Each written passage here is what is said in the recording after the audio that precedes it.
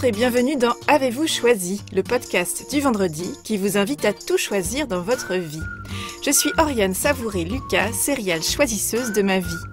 Dans la vie, j'ai les pieds sur terre, la tête dans les étoiles et je vous propose d'explorer avec curiosité le vaste et intrigant territoire du choix. Cette exploration, je vous y invite à travers des réflexions, des questionnements et des ressources qui m'aident à choisir ma vie, ou encore à travers une conversation que j'ai eue avec une personne que je trouve inspirante dans son rapport au choix.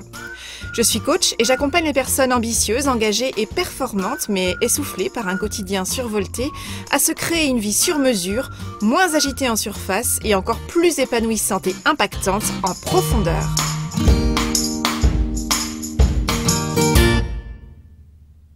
Comment imaginez-vous votre avenir ces temps-ci ?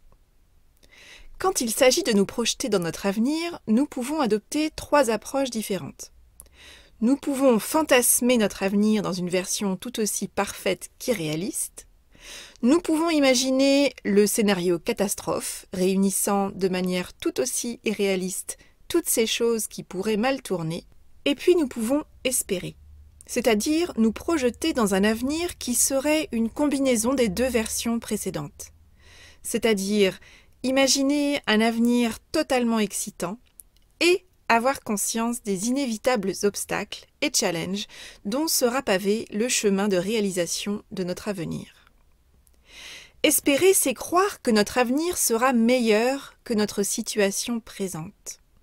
Si nous ne croyons pas cela, nous sommes littéralement désespérés.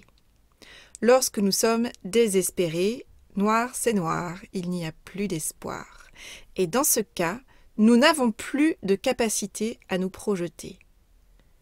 L'absence d'espoir, c'est comme un aller simple vers la dépression. L'absence d'espoir est donc dangereuse pour la santé. D'après vous, quel est notre premier aliment ? Notre premier aliment, c'est l'air, l'oxygène. Parce que nous pouvons vivre plusieurs jours sans manger, plusieurs heures sans boire, mais seulement quelques minutes sans oxygène.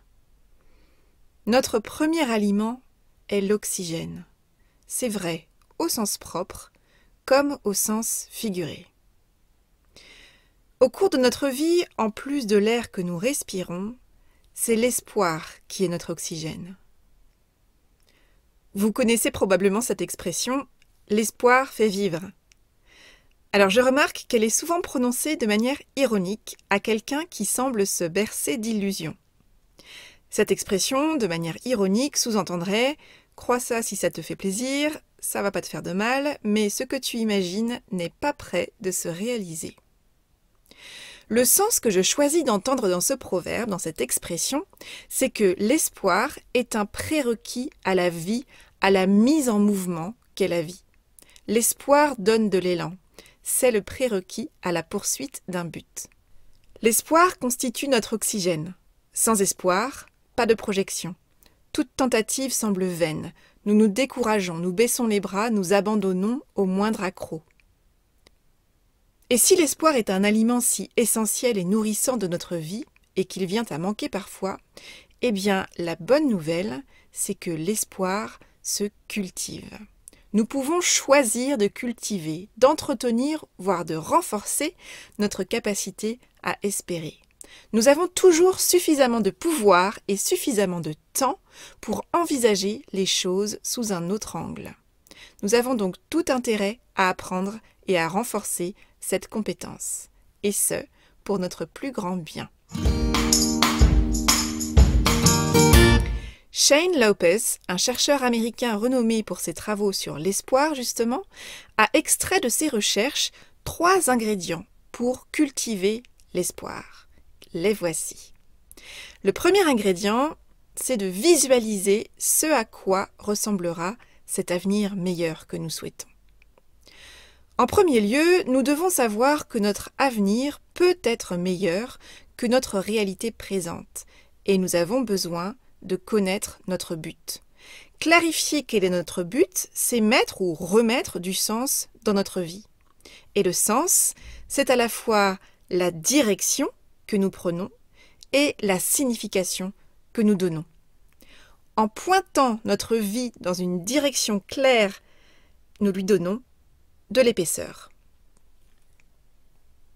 Le deuxième ingrédient, c'est de croire en notre capacité à créer un tel avenir, c'est-à-dire d'avoir suffisamment confiance en nos propres capacités à porter et à construire cet avenir, à le faire se réaliser. La véritable confiance, c'est de savoir que nous avons et que nous faisons ce qu'il faut pour faire face aux circonstances de nos vies. Nous avons besoin de croire en notre pouvoir de réalisation. Et c'est souvent l'ingrédient qu'on cherche un peu partout dans les placards au moment de cuisiner le plat de l'espoir. C'est souvent l'ingrédient qui manque pour la recette. Cette confiance en nos capacités, elle se construit, elle se nourrit et elle s'observe aussi. Si vous pensez que vous n'avez pas confiance en votre capacité à mettre en œuvre les projets qui comptent pour vous, que vous n'avez pas ce qu'il faut pour aller au bout, je vous invite à revisiter votre histoire et à chercher les contre-exemples à votre théorie. Par exemple, quel est ce projet que vous avez réussi à mener à son terme et qui a contribué à rendre votre vie meilleure? Il peut être intéressant d'aller identifier ce qui sape, ce qui amenuise ou ce qui empêche aujourd'hui votre confiance en votre capacité à vous construire vous-même un avenir meilleur. Qu'est-ce qui nuit aujourd'hui à cette confiance, selon vous? Comment est-ce que vous pourriez retrouver un niveau de confiance suffisant pour vous remettre en action? Parce que tout est une question d'équilibre ou de juste déséquilibre. L'enjeu est que les doutes et les pensées négatives que vous pouvez avoir n'entament pas, en tout cas pas trop, le capital confiance pour vous permettre de garder espoir. Et on peut faire le parallèle avec l'agriculture. Lorsqu'on cultive un jardin, par exemple, il y a une réalité avec laquelle il faut apprendre à composer, ce sont les nuisibles, les insectes nuisibles. Alors ce qui est intéressant avec les insectes, c'est que généralement, ils ne deviennent nuisibles aux plantations que lorsque ces insectes sont en surnombre. La nuisance est donc le résultat d'un déséquilibre, c'est-à-dire que c'est la surpopulation d'insectes qui les transforme en nuisibles et qui est donc la cause des dégâts dans les cultures. L'enjeu pour que la graine germe et se développe est de maîtriser le plus naturellement possible le nombre d'éléments perturbateurs afin de préserver notre capital confiance et permettre à notre espoir, cette graine prometteuse d'avenir, de se déployer. Pour germer et pour croître, une graine a besoin d'eau, de lumière et d'un sol fertile et oxygéné. Si l'on fait le parallèle entre la graine et votre vie, votre espoir est votre meilleur fertilisant. Alors, y a-t-il des nuisibles qui engendrent des dégâts importants dans votre niveau d'espoir? Qu'est-ce qui a tendance à nuire à votre capacité à espérer? Quelle forme prend cette nuisance aujourd'hui? Est-ce que c'est une attitude que vous adoptez? Est-ce que c'est un environnement dans lequel vous évoluez? Est-ce que c'est une source d'information qui vous mine le moral? Est-ce que c'est une personne ou un groupe de personnes qui vous tire vers le bas? Qu'est-ce qui, aujourd'hui, limite votre capacité à vous construire un avenir meilleur selon votre grille de référence? Que pouvez-vous mettre en œuvre pour créer l'avenir que vous vous souhaitez? Le troisième ingrédient, c'est d'être prêt à emprunter de nombreux chemins pour parvenir à votre but. Alors, l'erreur serait de penser qu'une personne qui a de l'espoir, c'est une personne qui visualise ce qu'elle veut et qui ensuite croise les doigts très très fort et ferme les yeux très très fort en attendant que le projet prenne forme exactement selon le plan dessiné et imaginé. Se construire un avenir meilleur demande de passer à l'action, de tester plusieurs voies et de persévérer jusqu'à atteindre notre objectif. Partir à la poursuite d'un objectif qui nous enthousiasme et pour lequel nous avons une vision claire n'empêche pas les obstacles, les imprévus, les nids de poules et les tuiles en tout genre de surgir sur le chemin. La recette inratable pour anéantir tout espoir que l'on porte serait de ne prévoir qu'un seul plan, de ne prévoir qu'un seul chemin, et ou de penser que maintenant que la vision est claire et qu'on est bien préparé, eh bien ma foi, le reste de l'aventure va être très facile et va se dérouler exactement comme un tapis rouge parfaitement repassé. Ici, je nous invite à ne pas croire que nous pouvons avancer hors sol. Planifions ce qui peut l'être en amont, imaginons plusieurs options, plusieurs scénarios possibles, plusieurs chemins possibles, et lançons-nous sur le chemin, celui que nous choisissons d'emprunter en premier, jusqu'à arriver au premier obstacle.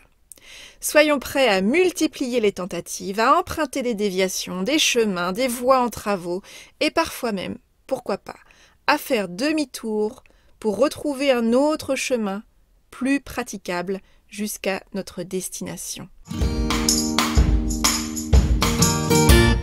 Voici donc les 3 ingrédients que Shane Lopez nous a transmis et qui permettent de cultiver l'espoir. Le premier, c'est de savoir visualiser ce à quoi ressemblera cet avenir meilleur que nous nous souhaitons. Ensuite, c'est de croire en notre capacité à créer un tel avenir. Et enfin, c'est d'être prêt à emprunter de nombreux chemins pour y parvenir.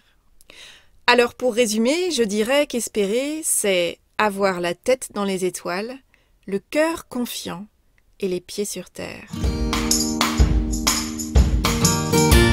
Pour vous permettre de cultiver votre espoir, voici la série de questions que je vous propose. Quel est cet objectif qui vous met en joie ces temps-ci? Dans quelle mesure l'atteinte de ce but peut rendre votre avenir meilleur que votre situation actuelle? Prenez le temps de clarifier non seulement ce que vous visez, mais aussi ce que cela changera pour vous concrètement dans votre vie. Quand vous fermez les yeux, que voyez-vous? Que se passe-t-il dans cet avenir meilleur? Puis, pensez-vous que vous pouvez atteindre cet objectif? Pensez-vous que vous pouvez le réaliser? Si oui, génial. Sinon, eh bien, comment pouvez-vous renforcer votre confiance en votre pouvoir de réalisation? Enfin, êtes-vous prêt, êtes-vous prête à tester de nombreux chemins pour concrétiser cet objectif? Et quel chemin choisissez-vous d'emprunter en premier? Je vous souhaite une bonne route. Si vous ressentez le besoin d'être accompagné pour avancer avec espoir vers l'avenir que vous vous souhaitez, sachez que j'accompagne des personnes en coaching individuel et en coaching de groupe en ligne. Je suis en train de constituer le groupe de personnes qui démarrera en septembre prochain. J'accompagne notamment des personnes ambitieuses et engagées qui réussissent dans la vie et qui en sont à un stade de leur vie où elles ont très à cœur de réussir leur vie au sens large et selon leur propre grille de référence. Ces personnes sont généralement essoufflées par une vie agitée en surface et elles aspirent à une vie plus épanouissante et impactante en profondeur.